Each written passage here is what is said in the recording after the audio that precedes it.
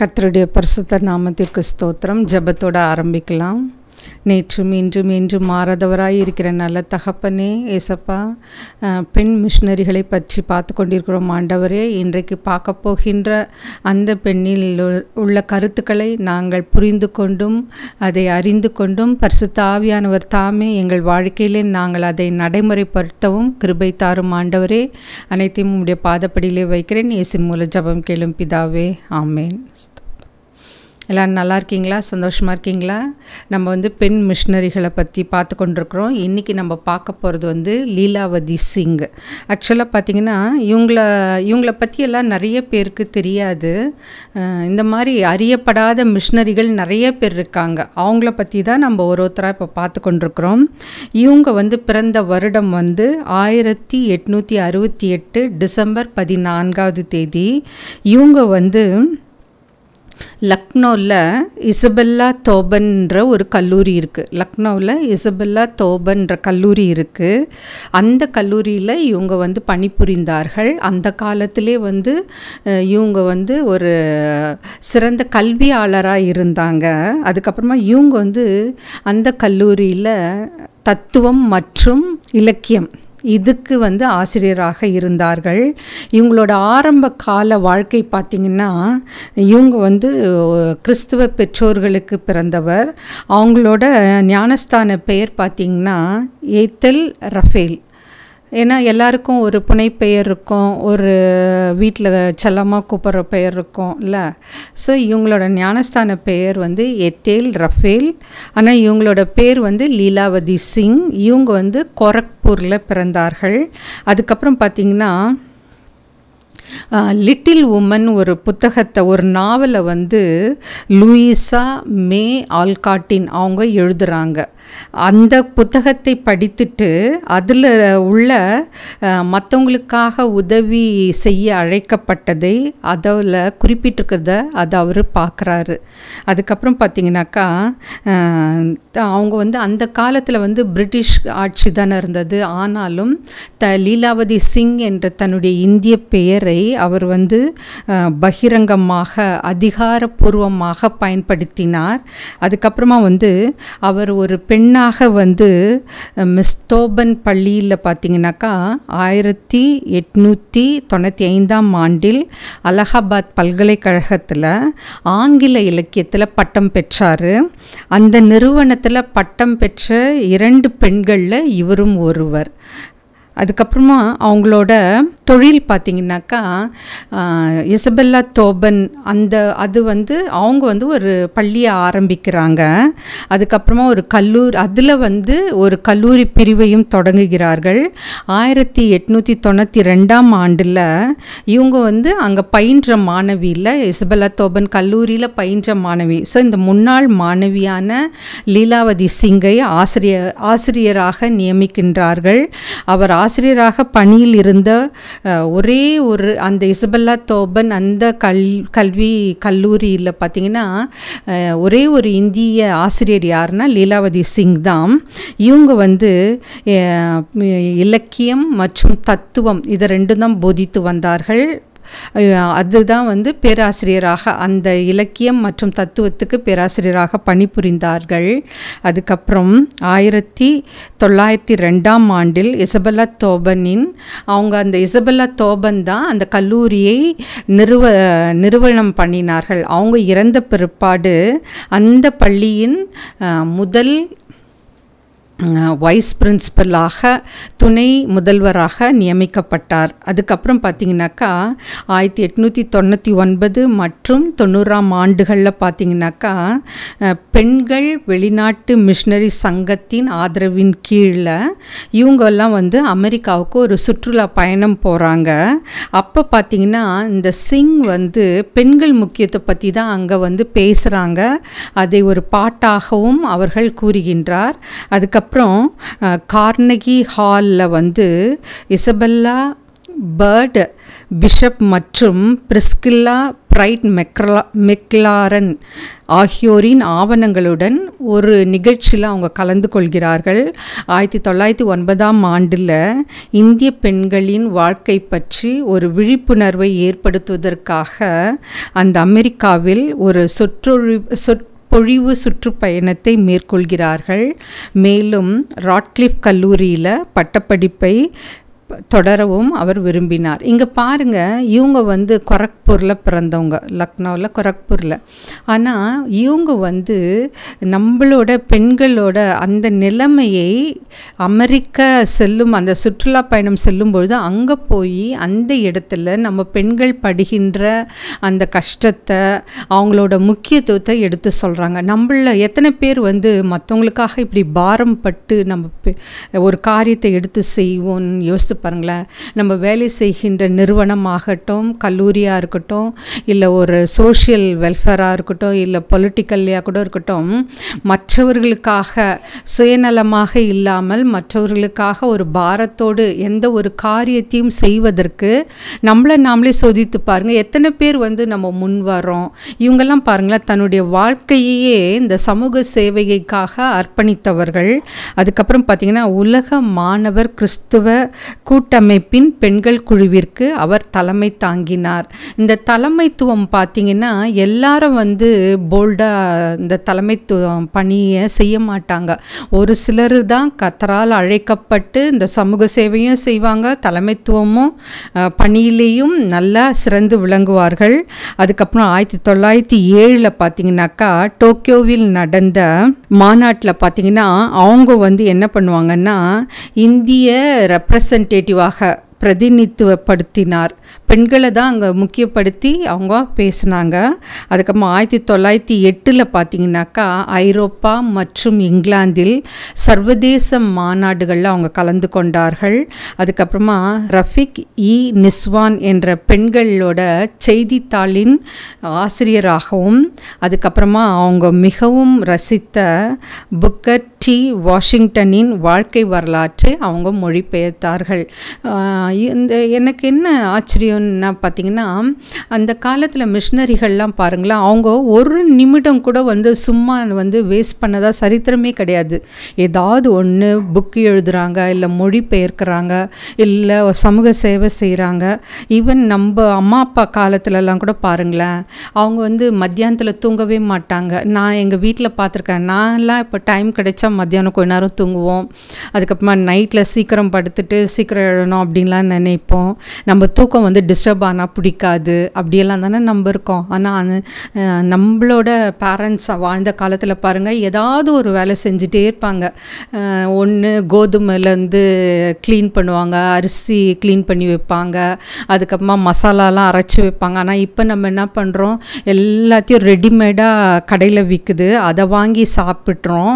அதனால sugar, BP, மற்ற நோய்கள் தான் நம்மளுக்கு இந்த காலத்தில் கொண்டிருக்கிறது. ஆனால் அந்த காலத்து பெண்கள்லாம் பாருங்களேன், நல்லா ஆரோக்கியமாக சாப்பிட்டாங்க, நல்ல ஒரு காற்றோட்டமான சூழ்நிலையில் வளர்ந்தாங்க.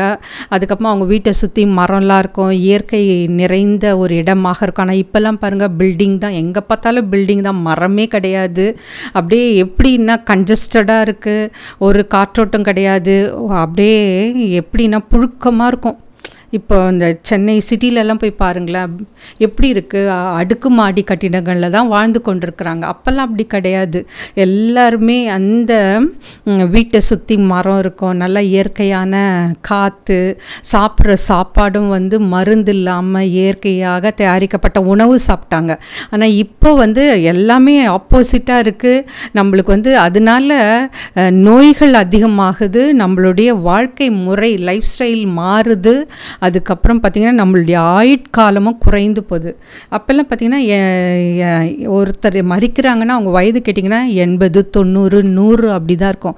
இப்போல்லாம் பார்த்திங்கன்னா ரொம்ப ஏர்லி டெத்து, 40, 50, 60 அவ்வளோதான். வேலை செய்கின்ற பொழுதே மறித்து விடுகிறார்கள். அதெல்லாம் பார்த்திங்கன்னா ஏன்னா நம்ம உட்கொள்கின்ற அந்த ஆகாரம் ஒரு நல்ல ஒரு ஊட்டச்சத்து நிறைந்ததா அப்படியெல்லாம் நம்ம எடுக்கிறதே இல்லை. என்ன கிடைக்குதோ அது ஆர்டிஃபிஷியலாக இருக்கட்டும், இல்லை என்ன கடையில் விற்குதோ அதை கூட வாங்கி சாப்பிட்டு நம்ம வேலைக்கு ஓடுறோம். அப்படி இந்த பெண்கள்லாம் வந்து மற்ற காரியத்துக்கு முக்கியத்துவம் கொடுத்தாங்க. அப்படின்னா சமூக சேவை செய்கிறது, இறைப்பணி செய்கிறது, மற்றவங்களோட வாழ்க்கையில் என்ன கஷ்டம் நஷ்டம் அதெல்லாம் புரிந்து அவர்களுக்காக குரல் கொடுப்பது, உதவிக்கரம் நீட்டுவது, அப்படி தான் இருந்தாங்க. அந்த மாதிரி பண்புகளை தான் நம்ம கற்றுக்கணும். இப்போ இந்த மிஷினரிகளை பார்க்கும்பொழுது நம்ம வந்து ஏதோ பிறந்தோம் வளர்ந்தோம் வாழ்ந்தோன்னு இல்லாமல், அந்த மிஷினரிகள் ஒரு பிறந்தாங்கன்னு வச்சுங்களேன், அவங்க வந்து தன்னை படிப்பு ரீதியாக கல்வி ரீதியாக தன்னை முழுமையாக தகுதி வாய்ந்ததாக மாற்றிக்கொண்டு அதன் மூலமாக மற்றவங்களுக்கு உதவி செய்கிறாங்க. அதை நம்ம கற்றுக்கணும். அதுக்கப்புறம் அவங்களோட தனிப்பட்ட வாழ்க்கை பார்த்திங்கனாக்கா 1909ஆம் ஆண்டில் அமெரிக்காவின் சுற்றுப்பயணத்தின் போது அவர் வந்து ஒரு அறுவை சிகிச்சை அவருக்கு ஏற்பட்டது. அதுக்கப்புறமா அந்த சிகிச்சையில் வந்து சில சிக்கல்கள் ஏற்பட்டதுனால அவர் வந்து ஒரு அங்கே சிகாகோவில் ஒரு மருத்துவமனையில் இறந்து விட்டார். அதுக்கப்புறமா அவருக்கு வந்து அப்பொழுது வயது மிகவும் குறைவாக இருந்தது. ஏன்னா 40 வயது தான்.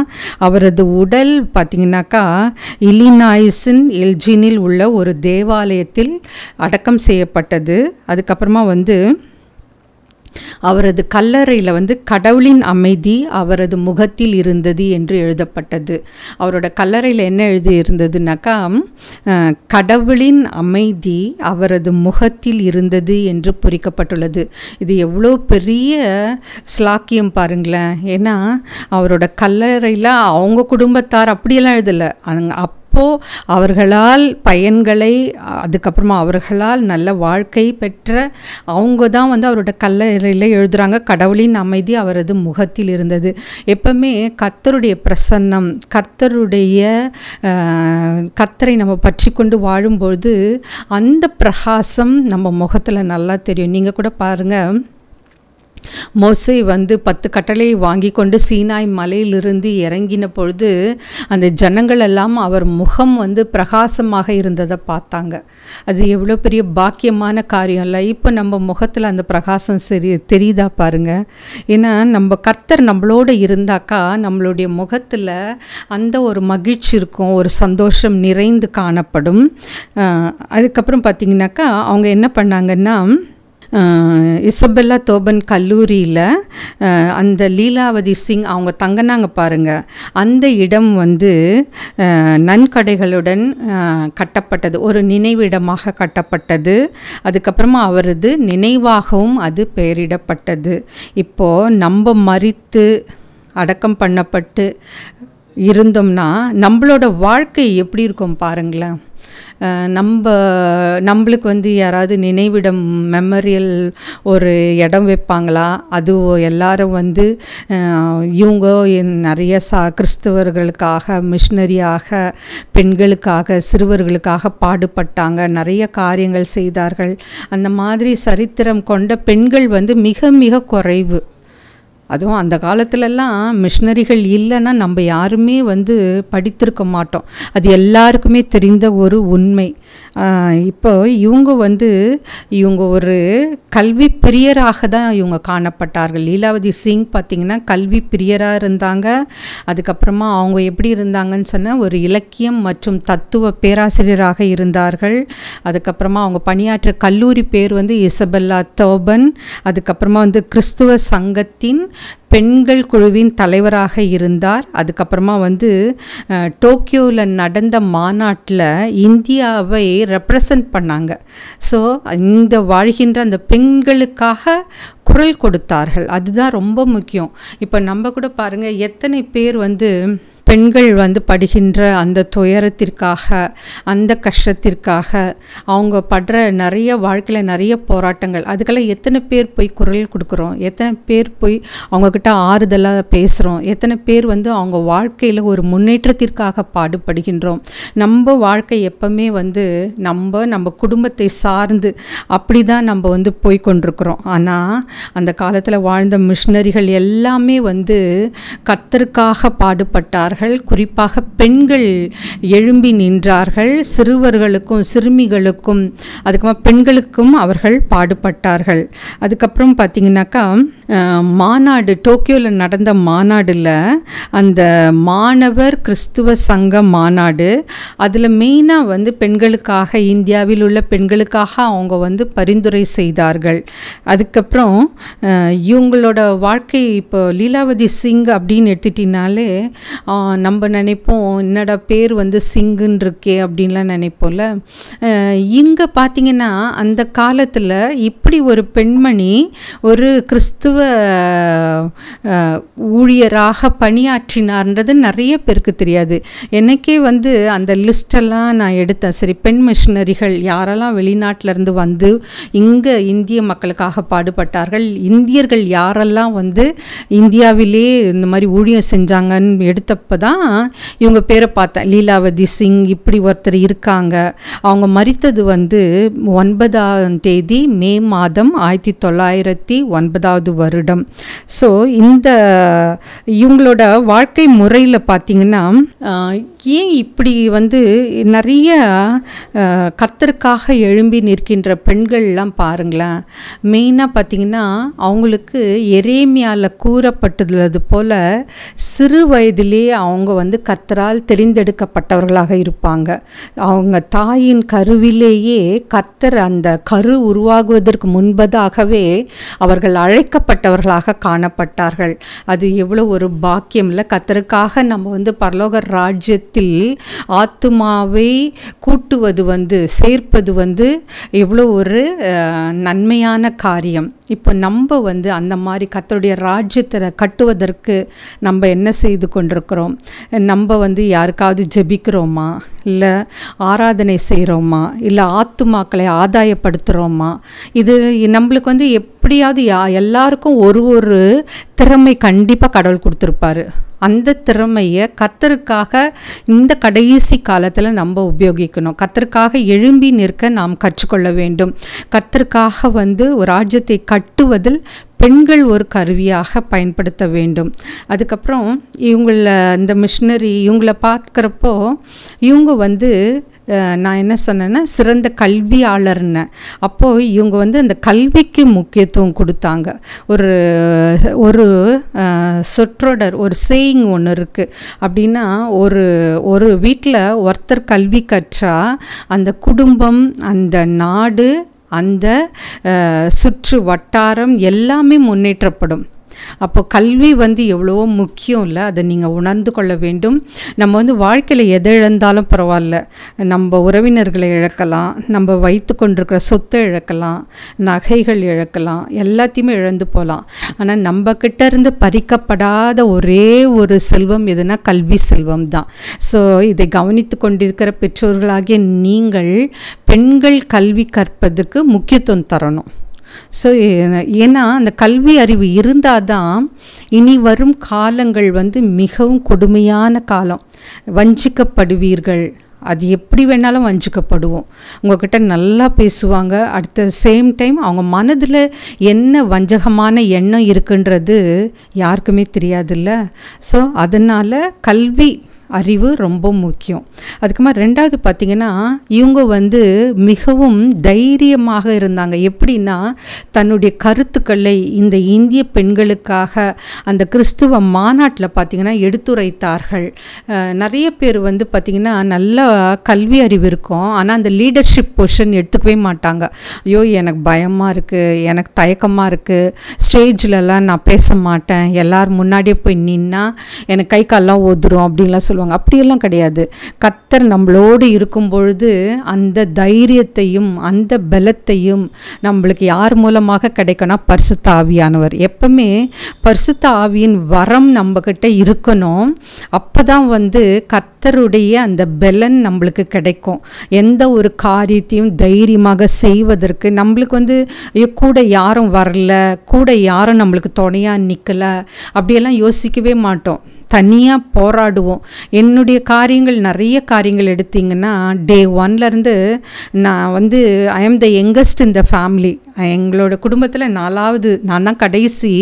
ஆனாலும் இப்போ பார்த்திங்கன்னா எல்லா காரியத்தையும் என்னால் வந்து துணிந்து தைரியமாக செய்ய அந்த பெலன் எங்கேருந்து கிடைத்ததுன்னா கர்த்தரிடத்தில். சிறு வயதில் எல்லாத்துக்குமே பயப்படுவேன், வெளியே தனியாக போகிறதுக்கு பயப்படுவேன், தனியாக எங்கேயாவது கொண்டு போய் விட்டால் தயங்குவேன், அதெல்லாம் அப்படி காலங்கள் உண்டு. ஆனால் இப்போ வந்து எல்லா காரியத்திலும் என்னால் வந்து முழுமையாக செய்ய முடியுது. இப்போ யாராவது ஒரு காரியம் தப்பாக ஏதாவது சொன்னால் அதை எதிர்த்து போராடக்கூடிய அளவுக்கு எனக்கு அந்த தைரியம் எங்கேருந்து கிடைத்ததுன்னா கர்த்தராகிய இயேசு கிறிஸ்துவின் இடத்துல தான் கிடைத்தது. அந்த பெலனும் பரிசுத்த ஆவியானவர் தான் நம்மளோடு இருந்து நம்மளுக்கு துணையாக நிற்பார். அதுக்கப்புறம் பார்த்திங்கன்னா ஃபஸ்ட்டு கல்வியாளராக இருந்தாங்க. அதுக்கப்புறமா எல்லா கிறிஸ்துவ மாநாட்டில், பெண்கள் மாநாட்டில் பார்த்திங்கனாக்கா தைரியமாக தன் கருத்துக்களை இந்திய பெண்களுக்காக எடுத்துரைத்தார். அதுக்கப்புறம் பார்த்திங்கனாக்கா நல்ல பதவியில் இருந்தாங்க. அவங்க படித்த அதே கல்லூரியில் ஒரு துணை முதல்வராக செயல்பட்டார்கள். அப்படி அவங்க பணியாற்றும் போது எத்தனை பேருக்கு உதவி இருப்பாங்கல்ல. நம்ம கூட வேலை செய்கின்ற இடங்களில் அந்த அட்மிஷன் டைம்லலாம் ஃபீஸ் கட்ட முடியாதுன்னுவாங்க. இப்போ உங்களுக்கு நல்ல வசதி இருக்குதுன்னு வச்சுங்களேன், அதெல்லாம் தான் உதவி. மிஷினரின்னாக்கா எல்லாவற்றையும் துறந்துட்டு அப்படியே நம்ம பைபிள் எடுத்துகிட்டு ஊர் ஊராக போய் பிரசங்கம் பண்ணுறது தான் மிஷினரின்னு நம்ம நினச்சிட்ருக்கோம். அதுவல்ல, உன்னால் ஒரு சிறு காரியம் கூட கர்த்தருக்காக செய்ய முடியுதுன்னா நீ கர்த்தருக்காக ஊழியம் செய்கிறன்னு அர்த்தம். யாராவது ஒருத்தர் இப்போ வந்து இந்த ஜூன் மாதம் வர்றப்பெல்லாம் அட்மிஷன் வரும். அதுக்கப்புறம் ஸ்கூலாக இருக்கட்டும், காலேஜாக இருக்கட்டும், இல்லை ஏதாவது ஒரு ப்ரொஃபஷனல் கோர்ஸாக இருக்கட்டும், நிறைய பிள்ளைகள் வந்து பணம் கட்ட முடியல, தாங்கிட்ட அந்த அளவு வசதி இல்லை அப்படின்னு வந்து கேட்பாங்க.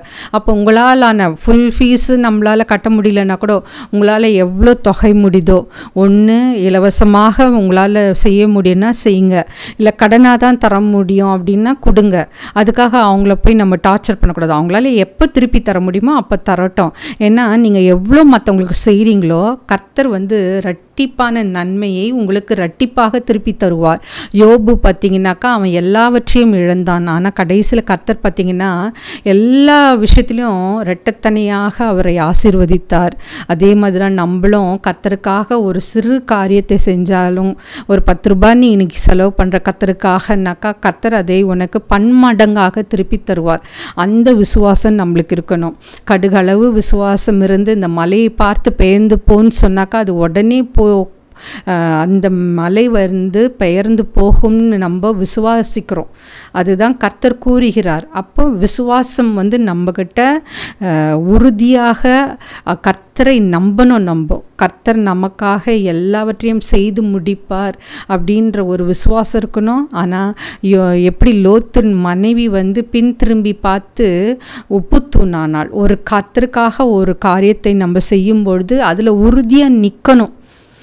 பின்னிட்டு பார்த்து நம்ம வந்து ஏமாந்து போயிடக்கூடாது, இல்லை அதில் தோல்வி அடைஞ்சிடக்கூடாது. கண்டிப்பாக கர்த்தர் நம்மளுக்கு ஜெயத்தை தருவார்.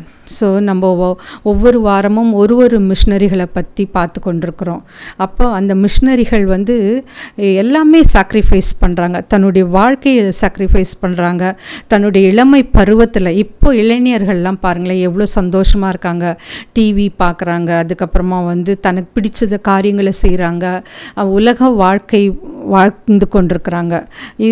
ஆனால் இந்த கிறிஸ்துவுக்காக தன்னை அர்ப்பணித்து கொண்ட ஊழியர்களை எடுத்து பாருங்களேன், அவங்க தனியாக தெரிவாங்க.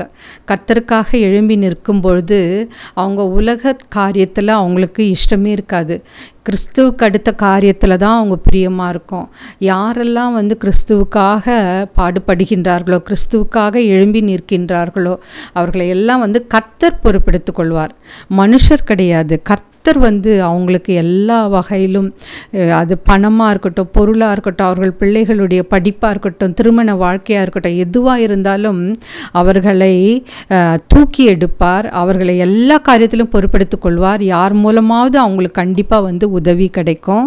அதனால் உங்கள் குடும்பத்தில் இனி வரும் காலங்களில் நீங்கள் வந்து இப்போ பெயர் வைக்கிறீங்கன்னு வச்சுங்களேன், ஒரு மிஷினரி பெயர் வைங்க. ஏன்னா அது அவங்கள பற்றி தெரிஞ்சுக்கிட்டோம். மற்றவங்க இப்படியும் ஒரு ஊழியர்கள் இருந்தாங்க, இந்தியாவில் பெண்களுக்காக, சிறுமிகளுக்காக, சிறுவர்களுக்காக ஊழியம் செய்தார்கள் என்பதை அறிந்து கொள்ளட்டும். அப்போ அவங்க பேர் வைக்கலாம் பிறக்கும் குழந்தைகளுக்கு. அப்போ யாராவது கேட்டாங்கன்னா அவங்கள பற்றி நீங்கள் சொல்லலாம், இந்த மாதிரி ஒரு மிஷினரி இருந்தாங்க, அவங்க ஊழியம் செய்தார்கள், அவங்க கர்த்தருக்காக எழும்பி நின்றார்கள். ஸோ பெயர் வைக்கலாம். அதுக்கப்புறமா இன்னொன்று என்ன பண்ணலான்னாக்கா, இந்த வேதாகமத்தில் நீங்கள் அந்த சரித்திரம் பார்த்திங்கன்னா பைபிளில் இடம்பெற்றிருக்கிற இடங்கள், நம்ம எல்லாராலையும் எல்லா நாட்டுக்கும் போக முடியாது. ஆனால் நம்ம இந்தியாவிலே கர்த்தருக்கு ஊழியம் செய்யும் பொழுது நிறைய நிறுவனங்கள் நிறுவப்பட்டுள்ளது. அந்த இடத்தெல்லாம் போய் பார்க்கக்கூடிய சந்தர்ப்பம் கிடைச்சா போய் பாருங்கள். ஏன்னா அவங்களுடைய வாழ்க்கை வரலாறை தெரிந்து கொள்ளுங்க. அப்போது நம்மளுக்கும் ஏன்னா இவங்க பாருங்கள் ஒரு புத்தகத்தை படிக்கிறாங்க. அப்போ அதில் மற்றவங்களுக்கு செய்த உதவிகளை அவர்கள் நினைவு கூறுகிறார்கள். அதே மாதிரி தான் நம்மளும் ஒரு இடத்துக்கு போகிறோம். அப்போ அங்கே ஃபார் எக்ஸாம்பிள் வேலூர் எடுத்துக்கிட்டிங்கன்னா ஐடஸ்கட சோஃபியா பற்றி நம்ம பார்த்தோம். அவங்க எப்படி வெளிநாட்டிலேருந்து இங்கே இந்த பெண்கள் படுகின்ற அந்த அவல நிலையை பார்த்து ஒரு மருத்துவமனை கட்டினார், செவிலியர் பள்ளி கட்டினார். அந்த மாதிரி அப்படி நம்ம பார்க்குறப்போ நம்மளுக்கும் இந்த பெண்களுக்காக, இந்த சிறுவர்களுக்காக, இந்த சிறுமிகளுக்காக ஏதாவது ஒரு காரியம் செய்யணுன்ற ஒரு வாஞ்சை நம்ம மனதில் எழும்போம். அது அப்போ நம்மளுடைய ஆசை கர்த்தரிடத்தில் சொல்லும்பொழுது கர்த்தர் நமக்காக பெரிய காரியங்களை, அதிசயமான காரியங்களை நமக்காக செய்வார். அதுக்காக பொருள் உதவி, பண உதவி, ஆட்கள் உதவி எல்லாவற்றையும் அவர் பொறுப்பெடுத்து கொள்வார். அதுக்கப்புறம் பார்த்திங்கனாக்கா இந்த மிஷினரிகள் சுயநலம் கிடையாது அவங்கக்கிட்ட, மற்றவங்களுக்காக பாடுபட்டாங்க, மற்றவங்களோட வாழ்க்கைக்காக அவங்களுக்கு பாரம் இருந்தது. ஐயோ இந்த பெண்கள் கஷ்டப்படுறாங்களே, இந்த சிறுவர்கள் கஷ்டப்படுறாங்க, இந்த சிறுமிகள் கஷ்டப்படுறாங்க, அவங்களுக்காக நம்ம ஏதாவது செய்யணும் அப்படின்ற ஒரு பாரம் அவங்க மனதில் இருந்தது. அதே மாதிரி நம்மளுக்கும் பாரம் இருந்தால் தான் நம்ம ஊழியம் செய்ய முடியும். நம்மளும் சுயநலமாக இருந்துட்டோன்னா அதுக்கப்புறம் நம்ம வாழறதுல ஒரு எந்த விதமான ஒரு நோக்கமும் இல்லாமல், எந்த விதமான ஒரு திட்டமும் இல்லாமல் அப்படியே வெறுமையாக நம்மளுடைய வாழ்க்கையை கழிக்காதீங்க. ஏன்னா கர்த்தருக்கு நம்ம கடனாளிகளாக இருக்கிறோம். எப்படின்னா நம்மளுடைய கர்த்தருடைய ஆணை என்ன, உலகமெங்கும் போய் நீங்கள் சுவிசேஷத்தை சொல்லி சுவிசேஷம் அந்த நபரிடத்திலே நீங்கள் சொல்கிற சத்தியம் கிரியை செய்யும். அப்போ அவங்க கர்த்தருக்காக இன்னொருத்தர்கிட்ட போய் அந்த சத்தியத்தை சொல்லுவாங்க. அது ஒரு செயின் ஆஃப் ரியாக்ஷன். நீங்கள் ஒருத்தர்கிட்ட சொல்கிறீங்க, அவங்க போய் இன்னொருத்தர்கிட்ட சொல்லுவாங்க. அப்போ கர்த்தர் நல்லவர், அவர் தான் உண்மையான கர்த்தர், உண்மையான பிதா, பரிசுத்த ஆவி, இவங்களெல்லாம் பற்றி நிறைய பேருக்கு தெரியாது. பரிசுத்த ஆவினாலே என்னன்னு தெரியாத ஜனங்கள் இன்னும் இருக்காங்க. அப்போ நம்மேல் விழுந்த கடமை, கிறிஸ்தவர்களாகிய நம்மேல் விழுந்த கடமை என்னன்னாக்கா, அதை போய் அந்த சத்தியத்தை போய் உலகம் எங்கே சொல்லணும். இனிமே நம்ம அந்த மிஷினரிகளை பற்றி பார்க்கும் பொழுது எனக்கு சின்னதுலேருந்தே ஒரு ஆசை இருக்கும். அப்படின்னா அனாதை இல்லங்கள். ஏன்னா ஒரு குடும்பத்தில் ஒடுக்கப்பட்டவர்கள், ஒதுக்கப்பட்டவர்கள், அதுக்கப்புறமா வயதில் முதியோர்கள், அவங்களெல்லாம் அப்படியே தனியாக விட்டுருவாங்க. பார்க்குறதுக்கே ஆளே இருக்காது, சாப்பிட ஒன்றுமே கிடைக்காது. நான் போன வாரம் ஒரு வில்லேஜுக்கு போயிருந்தேன். இந்த கர்த்தருடைய வசனத்தை சொல்வதற்காக ஒரு அருகாமையில் உள்ள ஒரு கிராமத்துக்கு போயிருந்தப்போ அங்கே மெசேஜ் எல்லாம் கொடுத்து முடிச்சுட்டு கிளம்புறப்போ ஒரு சிலர் ப்ரேயர் பண்ண சொன்னாங்க. ப்ரேயர் பண்ணேன். அப்போ ஒரு வயதான அம்மா, ரொம்ப வயது 70க்கு மேலே இருக்குன்னு வச்சுங்களேன், அவங்க அம்மா எனக்காக ப்ரேயர் பண்ணு அப்படின்னாங்க. என்னம்மான்னு கேட்டதுக்கு, எனக்கு வயிறு ஒரே எரிச்சலாக இருக்குது, சாப்பிட முடியல. அப்புறம் அவங்களோட மகனும் மருமகளும் பக்கத்துலேயே தான் நின்றுட்டு இருந்தாங்க. அப்படின்னா கொஞ்சம் தள்ளி, எனக்கு ஏதாவது கொடுமா அப்படின்னு கேட்டாங்க. அப்போ அவங்க பையனை பார்த்து கேட்டேன், அம்மா தானே கொஞ்சம் கவனிச்சுக்குங்க அப்படின்னு சொன்னேன். அதுக்கப்புறமா என் கூட இருந்தவர் அவங்களுக்கு சில மெடிசன்ஸ் எல்லாம் கொடுத்தாங்க.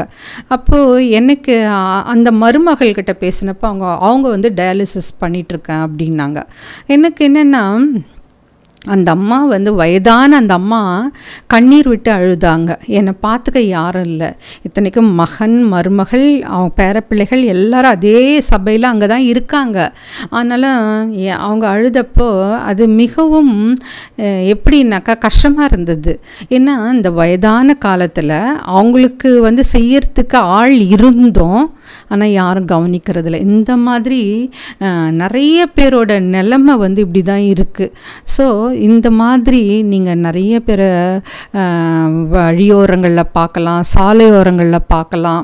உங்களால் ஆன உதவிகளை செய்யுங்க, அதுவும் ஒரு ஊழியம்தான்.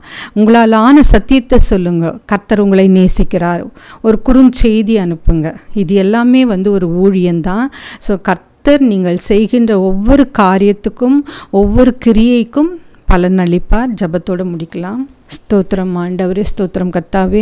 எங்கே 2-3 பேர்கள் சேர்ந்து உமது நாமத்தை துதிக்கின்றார்களோ அவர்கள் மத்தியில் வருவேன் என்று வாக்களித்த நல்ல தகப்பனே, ஏசப்பா இந்த அருமையான வேலைக்காக கொடான கொடி ஸ்தோத்திரம் கர்த்தாவே. ஏசப்பா, இன்னைக்கு நாங்கள் லீலாவதி சிங் பற்றி பார்த்தோம் ஆண்டவரே.